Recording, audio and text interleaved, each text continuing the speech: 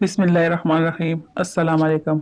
आज हम सूरह फातिहा के बारे में पढ़ेंगे। सूरह फातिहा कुरान तमाम बनी नूह इंसान के तमाम मसाइल और मसाइब का हल एहसन तरीके से पेश करता है। सर दर्द के लिए माथे पर हाथ रखकर सूरह फातिहा पढ़े।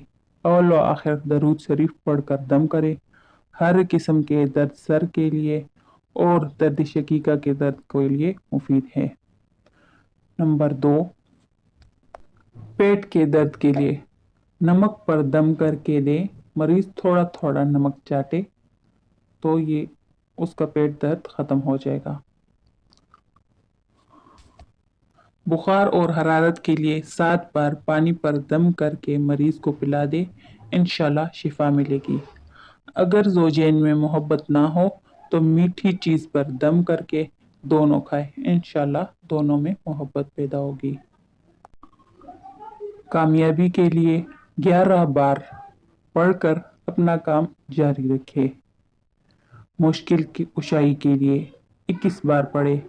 इंशाल्लाह आपके हर मुश्किल का हल सूरह फातिहा में है।